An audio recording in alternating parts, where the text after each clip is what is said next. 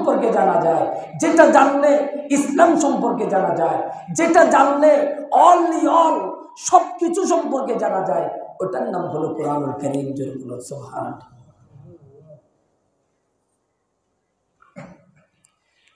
এই জন্য আমার আল্লাহ বলেন, এই আমার বান্দা, তোমরা সেই কোরআনের প্রতি ঈমান আনো।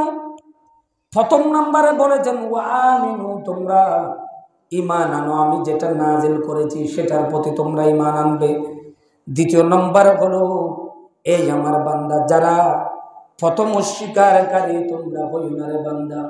ইহুদিদের ব্যাপারে এটা বলেছিল, কারণ আমার রাসূল যখন হিজরতের আগে, অর্থাৎ ইহুদিদেরকে যখন ইসলামের যখন দাওয়াত দিচ্ছেন, তখন ইহুদিদেরকে, ইহুদিরা তাওরাত কিতাব পড়েছিল, ইহুদিরা ইনজিল কিতাব পড়েছিল, ইহুদির যেগুলো পাদ্রী রয়েছে, বড় বড় পাদ্রী রয়েছে, তারা কিতাব অধ্যয়ন করেছিল, পূর্বের কিতাবগুলো পড়েছিল।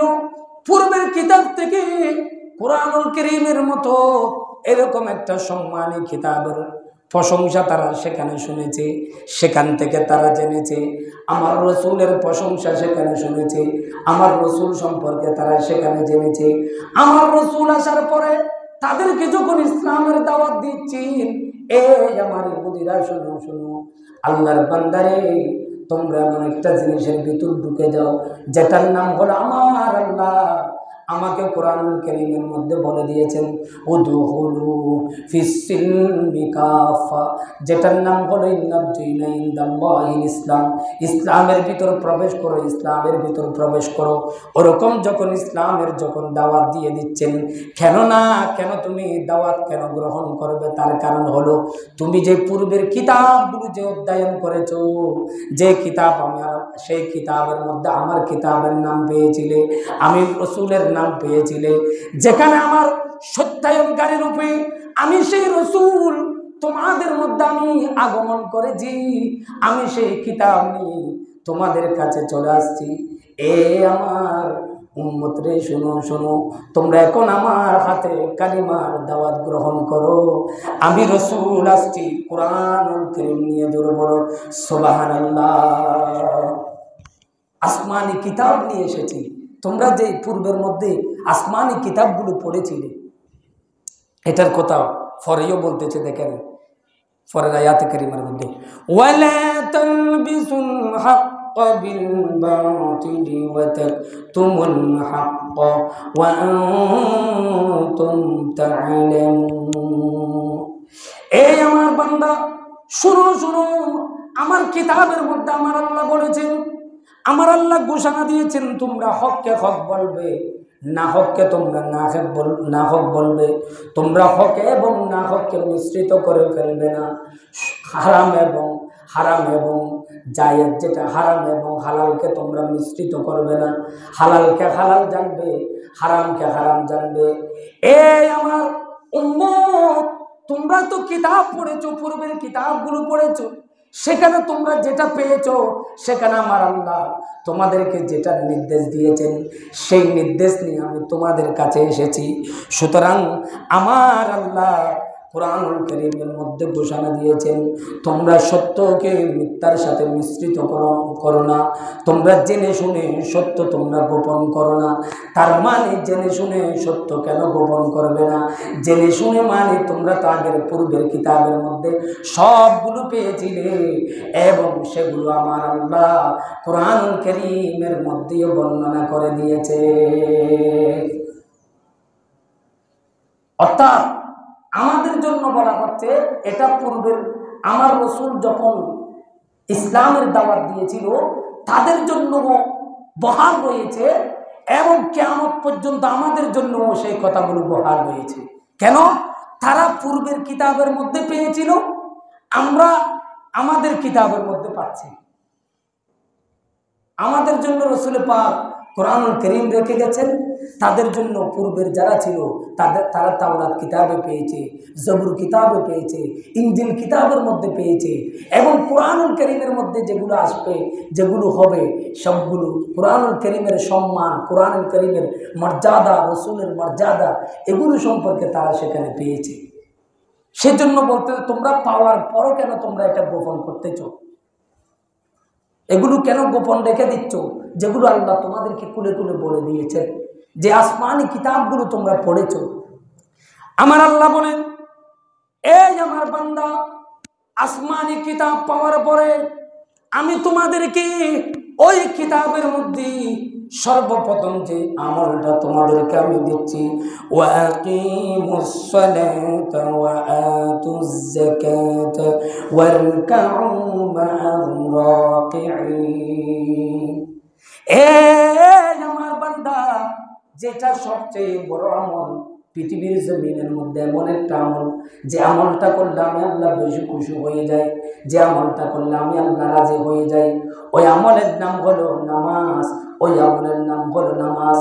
এই আমার বান্দা, যখন তোমাকে কোনো চাকরি দেওয়া হয়, ওই চাকরির বেতন পেয়ে তুমি বেতনের জন্য তুমি যেরকম ডিউটি সারাদিন তার ডিউটি করতে থাকো, যতক্ষণ পর্যন্ত তোমার ডিউটি শেষ হয় নাই ততক্ষণ পর্যন্ত তার ডিউটিগুলো তুমি চালিয়ে যেতে থাকো। অফিসের মধ্যে তোমার ডিউটি চালাতে থাকো, দারোয়ানি করলে দারোয়ানি চাকরিগুলো চালিয়ে যেতে থাকো।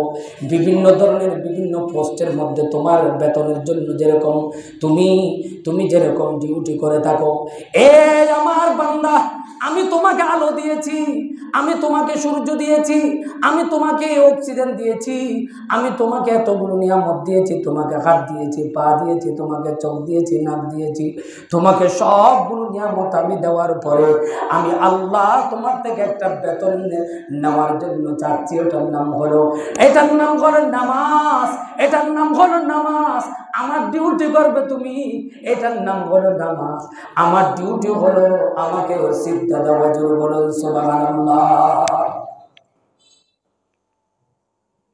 তুমি যেরকম বাইরে থেকে বেতন নিয়ে যেরকম ডিউটি করো, যতক্ষণ তোমার ডিউটি শেষ হয় নাই ততক্ষণ যেরকম ডিউটি চালিয়ে যাও, তা আমার ডিউটিও চালিয়ে যাও। আমার ডিউটি হলো তোমার জন্য শুধুমাত্র 5 ওয়াক্তের মধ্যে 5 বার হাজিরা দেওয়া। এটা হচ্ছে আমার ডিউটি, এটা আমার পক্ষ থেকে তোমার জন্য একটা ডিউটি দিলাম। এটা যথাযথভাবে আদায় করো। এই জন্য আমার আল্লাহ বলেন, শুধু যথাযথভাবে এমনভাবে আদায় করবে, এটা এমনভাবে আদায় করবে যেরকম আমার আল্লাহ বলেন আমি বেশি ভালোবাসি। এটা হলো মসজিদের মধ্যে গিয়ে নামাজ আদায় করা, এটা আমি আল্লাহ বেশি পছন্দ করি। মানে মসজিদের মধ্যে গিয়ে নামাজ পড়া। আমার আল্লাহ বলেন, আতা'মুরুনা আন-নাসা বিল-বিররি ওয়া তানসাউনা আনফুসাকুম ওয়া আনতুম তাতলুনাল কিতাব আফালা তা'কিলুন। এই আমার বান্দা, তোমাদেরকে আমি ভালো কাজের আদেশগুলো আমি দিচ্ছি, এবং তোমরা ভালো কাজের আদেশ আরেকজনকে তোমরা বলে থাকো, ভালো কাজগুলো করতে বলো, কিন্তু তোমাদের ভিতরে এটা কেন নাই? অর্থাৎ তোমরা তো এগুলো জানো, কোরআনুল কারীম তো তোমরা শুনেছো, কোরআনুল কারীম তো তোমরা পড়েছো, কোরআনুল কারীম তো তোমরা বুঝেছো, বোঝার পরে কেন তোমরা মানতেছো না? আরেকজনকে আদেশ করো কিন্তু নিজে কেন গ্রহণ করো না? বিশেষ করে এগুলো যারা জানে, যারা বলে আমরা কি কম জানি নাকি, এরকম বলে কম জানার পরও আমার আল্লাহ তাকে তাগিদ দিচ্ছেন, তুমি তো কম জানো না, ঠিক আছে, কম জানার পরও তুমি বেশি জানার পরও কেন তুমি কিভাবে নামাজ বাদ দিতে পারো? তুমি নামাজের শাস্তি হবে এটা জানো, এরপরও কিভাবে তুমি নামাজ বাদ দাও? তুমি রুকু না করলে তোমার গুনাহ হবে এটা জানো, তুমি কিভাবে রুকু বাদ দাও? মিথ্যা কথা বললে এটা খারাপ হবে এটা জানো, কিভাবে তুমি মিথ্যা কথা বলো?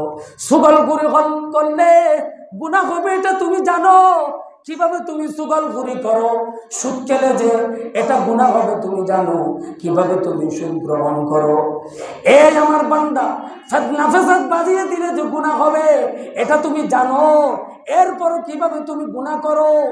এই আমার বান্দা, তুমি যে হারাম খাওয়ার পরে যে গুনাহ হবে এটা জানো, তুমি কিভাবে হারাম খাও?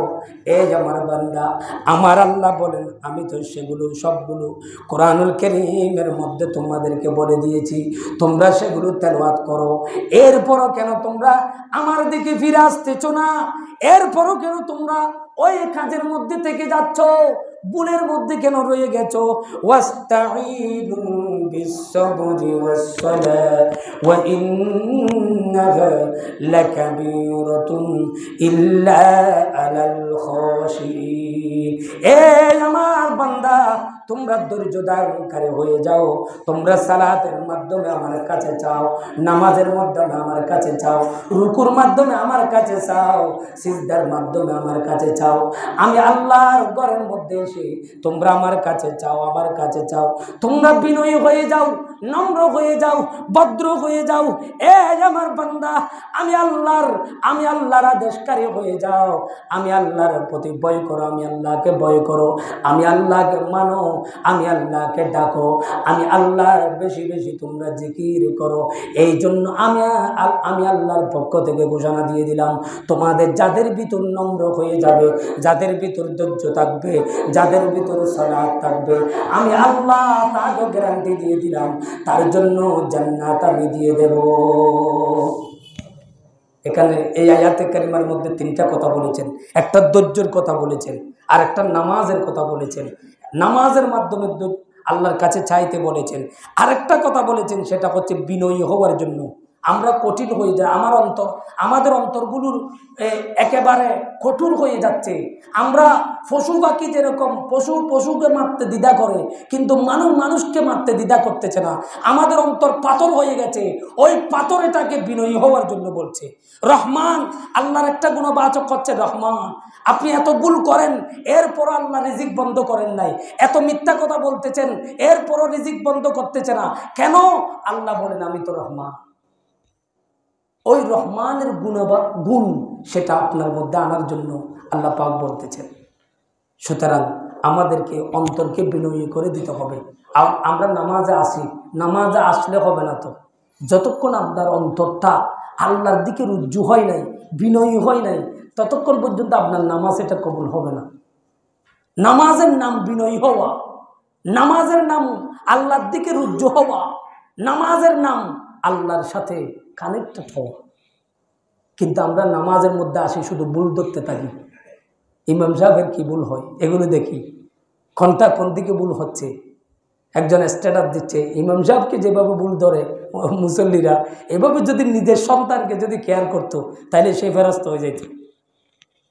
সুতরাং এগুলো আরেকজনের দোষ না দেখে আমরা নিজের দোষ নিজে দেখি। আমার কতগুলো দোষ। হ্যাঁ, আমরা ভালোর তাগিদ দেব, মানুষদেরকে নামাজের তাগিদ দেব, ভালো কাজের তাগিদ দেব, বিনম্র হব। এটা আমরা কি নয়। আমি সবগুলো জানি এরকম বলে আমি যদি সবাইকে যদি বলি, কঠোর ভাষায় যদি বলি, রসুল পাকের কঠোর ভাষা ছিল না। রসুল পাক ইসলাম দিয়েছে যে কঠোর ভাষা দিয়ে নয়, নম্র হয়ে ইসলাম আজকে প্রচার করেছে।